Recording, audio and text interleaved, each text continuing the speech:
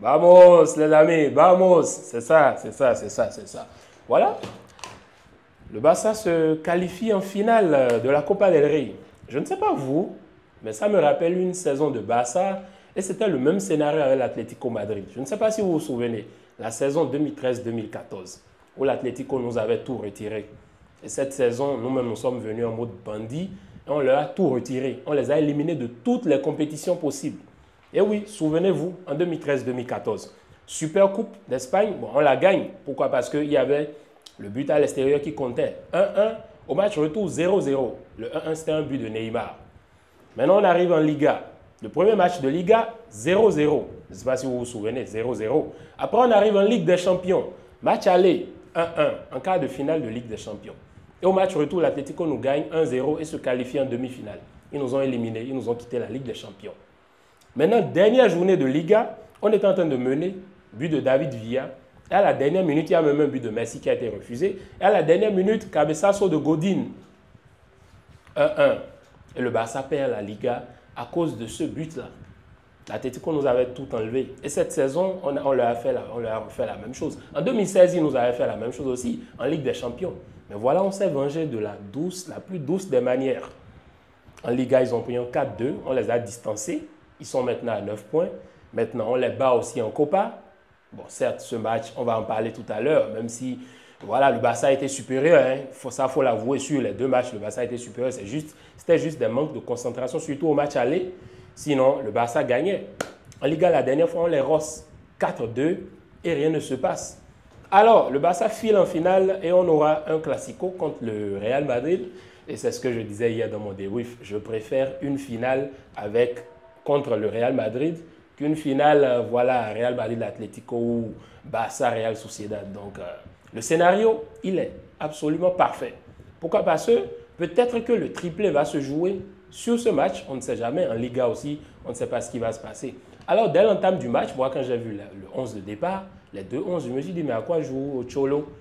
Il aligne 5 défenseurs et il met Azpilicueta en défenseur central droit. Je me suis dit, mais il associe à Josema, c'est pour faire quoi? Je ne sais pas, je ne comprenais pas son but, je ne comprenais pas son objectif. Donc, qu'est-ce qui se passe? Le match commence et dès la 5e ou 8e minute, Azpilicueta était à 2 doigts comme ça de se faire expulser. Et il a été chanceux hein, parce que sur cette action, je pense que ce que l'arbitre juge, au final, pour ne pas lui donner le rouge, c'est que le pied soit légèrement un peu plus en haut. Parce que si c'était un peu plus en bas, au niveau du tendon ou au niveau de la cheville, c'est rouge. Et on ne va même pas discuter. Et déjà, dès la 8e minute, l'Atlético Madrid allait devoir jouer, je ne sais pas, 81 minutes de plus pour espérer quelque chose. Mais voilà, rien ne s'est passé au final. L'Atlético Madrid, dans ce match, à la fin, je pense que c'est un seul tir cadré. On les a pratiquement éteints. On les a éteints. Pourquoi? Parce qu'il faut voir dans l'entrejeu, que ce soit en défense, au milieu de terrain et en attaque, on les a éteints. Bon, en attaque, on va peut-être revoir ça parce que pourquoi? La première mi-temps du Barça est différente de la deuxième mi-temps. En première mi-temps, au début, ça avait commencé timidement, mais après, le Barça a commencé à pousser. Le Barça a commencé à pousser. En deuxième mi-temps, le Barça a certes eu moins d'occasions, mais le Barça a eu des occasions franches où ils auraient pu punir hein, tranquillement 3-0 et on n'en parle plus. On plie bagage et on se bat. Donc le match il commence, tu sens que le Barça était plutôt tranquille. On a commencé à jouer, à toquer de manière tranquille, que ce soit dans les sorties de balles, dans la possession. Tout était nickel. Au milieu de terrain, on a montré dès l'entame du jeu qu'on était supérieur à cette équipe de l'Atlético. De Jong, Pedri, associé avec Fermin. Fermin, le boulot qu'il a bas aujourd'hui, mais c'est incroyable. Regardez la triangulation, les sorties de balles, les sorties en 1-2 touches. Mais ça allait vite. De Jong, c'était le patron. Bon, certes, De Jong en deuxième mi-temps, c'était un peu plus timide parce que à partir de la 56e minute, je ne sais pas vous, mais moi, j'ai commencé à ressentir de la fatigue. Même moi qui étais assis devant mon téléviseur, j'ai commencé à sentir de la fatigue. Parce que tu sens que les 3 matchs en 6 jours qu'ils ont joué là, ça devient de plus en plus compliqué. Franchement, hein, ça devient de plus en plus compliqué. Et Pedri, qui était là, Pedri associé avec De Jong, vous-même, vous savez ce que ça fait. Fermin, qui était un peu plus devant, un numéro 10, qui essayait de trouver des percées, etc. On était là, et dans le cours du jeu, 26e minute, Voilà Lamine qui reçoit le ballon et qui la filtre pour le requin. Ah oui, oui, oui, le requin, je ne pense pas que quelqu'un puisse se lever aujourd'hui et lui dire qu'il est éclatasse. Non, non, non. Non, on va arrêter avec tout ça. En 2023, on était ici, on disait, oh, Ferran est éclatasse. Ok, on a concédé. En 2024, tout 2024 aussi, on l'a critiqué qu'il était éclatasse. Mais là, depuis le début de saison, 2024-2025, personne ne peut oser ouvrir sa bouche et dire que Ferran Torres est éclatasse. Ah non, mais je suis désolé. Mais qu'est-ce qu'il est fort? Sur les petites occasions, sur la moindre occasion que tu lui donnes, la moindre opportunité, la petite perte de concentration, il est là, il la claque et on n'en parle plus. Mais regardez le but.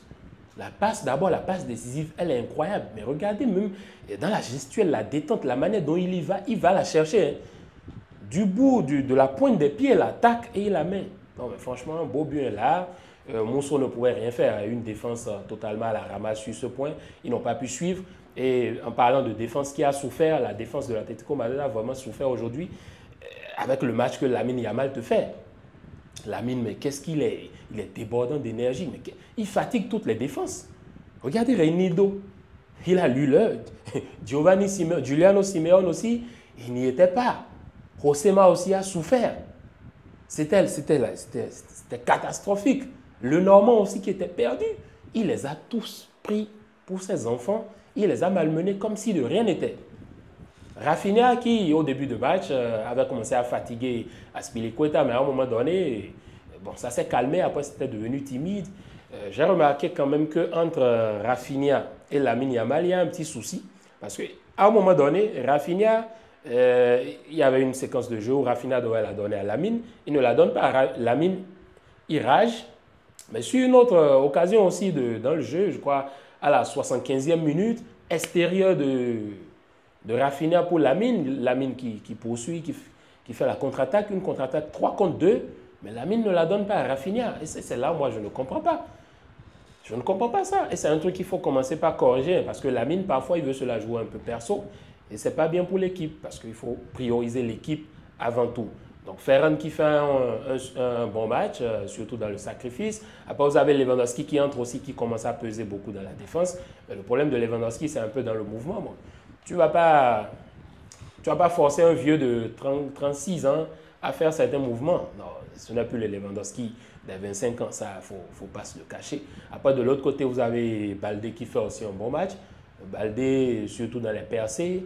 Inigo qui fait un match de bandit, comme d'habitude. Le patron de la défense. Quand bien même nous tous on crie, ok, Koubarsi, il est bon, il est si, mais il faut voir quand même ce que Inigo fait. Il est tout le temps là pour les récupérations, il est tout le temps là pour fermer les espaces, il est tout le temps là pour corriger les erreurs des autres. Et ça, on apprécie beaucoup. Après, vous avez Koubarsi qui sort. Koubarsi qui fait un bon match. Jusqu'au moment où il sort, il fait un bon match, mais je pense que c'est plus pour le mettre dans le rythme après sa blessure. Donc, il ne peut pas venir et commencer par jouer directement. Koundé aussi qui ne fait pas un mauvais match, mais Koundé, c'est comme je le disais depuis le début de la saison, son côté est un peu trop exploitable. Parce qu'il faut voir, hein, toutes les attaques pratiquement viennent de son côté. Et ce sera compliqué, hein, surtout dans certains matchs où vous avez des adversaires qui peuvent vraiment bien exploiter ces espaces-là. Après, de l'autre côté, on va parler de la ligne du hors-jeu. Non, mais la ligne du hors-jeu, mais... en fait, moi, parfois, quand il y a but, je me dis toujours, non, sûrement la VAR appelle l'arbitre pour lui dire qu'il y avait hors-jeu et tout, tranquillement, quoi. Et vous allez voir, hein, dès qu'il y a un but, quand vous voyez Koubarsi et Inigo Martinez en train de sourire, il faut savoir qu'il y a hors-jeu. Il faut savoir qu'il y a hors-jeu, oubliez ça. Après, vous avez les joueurs qui entrent aussi en changement et qui affichent aussi un bon niveau, qui affichent un niveau incroyable. Eric Garcia qui entre aussi, qui affiche un bon niveau. Araujo aussi qui entre, qui affiche un bon niveau. Gérard Martin aussi qui est entré pour pouvoir défendre un peu plus et laisser Baldé attaquer. Parce que Baldé qui attaque, forcément, ça va faire replier les joueurs de l'Atlético Madrid, la défense de l'Atlético Madrid. Donc, c'est un peu ça. Vous avez un Barça qui domine dans toutes les facettes de jeu. Et vous avez encore une autre fois notre Chesney qui n'encaisse pas. Il n'encaisse pas du tout. Chesney, c'est le talisman. Depuis qu'il est là, je crois que ça fait déjà 19 matchs. Chesney, il a fait combien de clean sheets? Je ne me souviens plus trop. Mais c'est aucune défaite. En 2025, là où nous sommes en train de parler, le Barça cumule 25 matchs sans défaite. Ça, c'est la gardiennerie champagne du Wojciech Szczesny. C'est le boss, c'est le patron. Il est trop relax. Et ce que j'aime chez lui, c'est que même quand on lui fait les passes en retrait, il n'est pas là à vouloir contrôler comme Stegen ou comme ce que Pep veut avec Ederson et autres. Non, non, non. Dès que ça vient, lui, il ne veut pas se compliquer la vie. C'est dégagement, on n'en parle plus, jouons au football. Même si la séquence de jeu doit reprendre, il n'y a pas de problème. Aujourd'hui, le Barça qui éteint totalement cette équipe de l'Atlético Madrid, surtout le milieu, on s'est amusé avec des gars comme De Paul, Barrios et Giuliano Simeone. Alvarez éteint, Griezmann n'en parlons même pas. Plus qu'éteint, ils étaient tous perdus. Le Normand qui était obligé de sortir après, Reinildo qui était mort, Azpilicueta qui était éclatasse. Une équipe de l'Atlético éclatasse dans tous les sens du terme. Cette équipe ne peut pas nous gagner. Je suis désolé, en toute humilité, d'ailleurs même l'humilité ça en main, l'Atlético Madrid ne peut pas nous gagner. Le football a vaincu aujourd'hui. Il n'y a plus une affaire de cholismo. Et en parlant du cholismo, j'avais fait une vidéo sur lui. Pour ceux qui ne l'ont peut-être pas suivi, allez suivre la vidéo sur le cholismo. Jusqu'à quand tu encaisses près de 34 millions d'euros l'année, tu es l'entraîneur le mieux payé au monde, tu as un budget pratiquement, je crois que tu as une équipe qui pèse jusqu'à pratiquement 1 milliard d'euros. Tu as tous ces joueurs-là, mais tu ne peux pas jouer au football. Tu ne peux pas jouer au football. Tout le temps, c'est la défense, c'est le bus, c'est le double rideau. Et moi, quand j'ai vu la formation, je me suis dit, mais qu'est-ce que Azpilicueta fait là? Bon, je me suis dit, peut-être qu'il voulait exploiter la qualité de passe de Azpilicueta dans les profondeurs.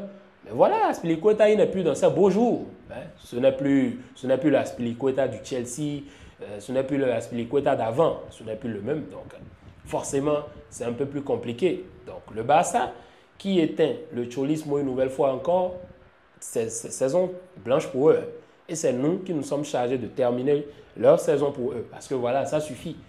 Jusqu'à quand le cholismo? Tout le temps, c'est le cholismo n'est pas mort, le cholismo est ci, le cholismo est ça. Le problème, c'est que devant, c'est le Barça. Et puis, c'est ça. C'est le football champagne de Hansi Flick.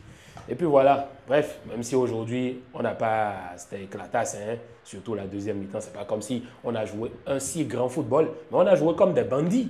Et c'est ce que le jeu demande. Parce qu'il y a des moments donnés, il n'y a pas fait de non, je vais faire ci, non, non, non, non. Il faut jouer comme un bandit du début jusqu'à la fin. Et c'est ce qu'on a fait. Regardez le nombre de fautes dans ce match. C'était carrément des bouchées là. Parce qu'à un moment donné, c'était faute, faute, faute. Et l'arbitre, lui, ne rigole même pas. Il a aligné les cartons comme si de rien n'était. C'était tac, tac, une, deux, là, paf. Tu touches à un joueur, tu prends un carton. Une, deux, tu prends un carton. Il les a peints comme, comme un peintre, je ne sais pas, Van Gogh ou bien, non, bref.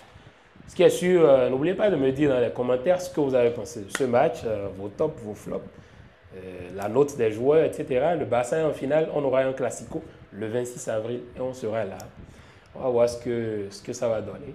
En tout cas, moi, j'aime bien affronter le Real. Je pense que pour l'affiche et pour ce que demande le spectacle, c'est mieux qu'on ait un Real Madrid-Barça. Bref, c'était tout pour la vidéo. Bien de choses à vous. N'oubliez surtout pas, les lives vont venir. Je suis en train de mettre tout ce qui est système en place. C'est pas facile, hein? Quand je vois les gens liver et tout, là, un peu comme ce que l'immigré parisien fait, c'est compliqué, hein? C'est compliqué. Il faut voir la logistique derrière. Mais bon, j'espère pouvoir le faire. Et puis, voilà, on va partager les lives ensemble, on va causer et tout de football. Et puis, voilà, on va voir ce que ça va donner. Allez, c'était tout pour la vidéo. Bien de choses à vous, les gars. Et peace.